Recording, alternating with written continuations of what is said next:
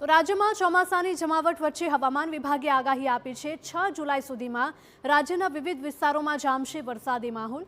દક્ષિણ ગુજરાતથી લઈને સૌરાષ્ટ્ર સુધી થશે મેઘમહેર। તો આજે દક્ષિણ ગુજરાતમાં ભારે વરસાદની શક્યતાએ યલો એલર્ટ આપવામાં આવ્યું છે।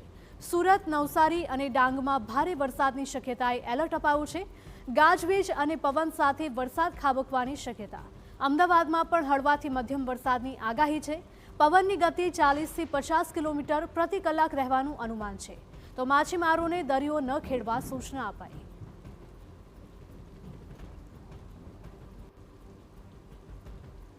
તો સિઝનમાં પહેલીવાર ભારે વરસાદનું રેડ એલર્ટ જાહેર કરાયું છે। 3જી અને 4થી જુલાઈએ દક્ષિણ ગુજરાતમાં વરસાદનું રેડ એલર્ટ જાહેર કરાયું છે। તો 3જીએ વલસાડ અને ડાંગમાં રેડ એલર્ટ આપવામાં આવ્યું છે, જ્યારે કે નવસારી, તાપી, સુરત અને નર્મદામાં ઓરેન્જ એલર્ટ અપાયું છે। 4થી જુલાઈએ નર્મદા, તાપી અને ડાંગમાં રેડ એલર્ટ આપ્યું છે, જ્યારે કે વલસાડ, નવસારી, સુરત, ભરૂચમાં ઓરેન્જ એલર્ટ અપાયું છે।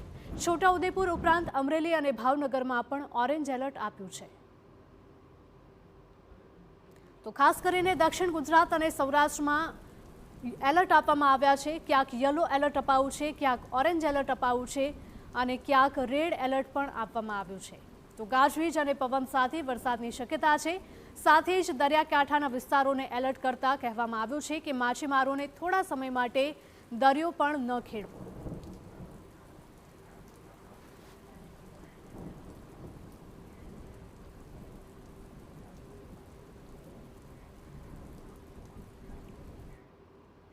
અને હવે વાત કરવી છે કે આજે ક્યાં યલો એલર્ટ આપવામાં આવ્યું છે તેની વાત કરીએ।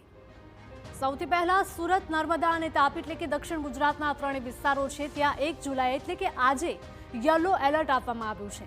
તેની સાથે ભરૂચ, છોટાઉદેપુર અને ડાંગમાં પણ આજે યલો એલર્ટ આપવામાં આવ્યું છે, એટલે કે આ વિસ્તારોમાં વરસાદની પૂરેપૂરી શક્યતા છે। વલસાડ, દમણ, દાદરા નગર હવેલીમાં પણ આજે યલો એલર્ટ આપવામાં આવ્યું છે। અને હવે 2 જુલાઈ એટલે કે આવતીકાલની વાત કરીએ તો ક્યાં ક્યાં ઓરેન્જ એલર્ટ આપવામાં આવ્યું છે તેની જો વાત કરીએ તો સુરત, તાપી, ડાંગ, નવસારી અને વલસાડમાં આવતીકાલ માટે ઓરેન્જ એલર્ટ આપવામાં આવ્યું છે।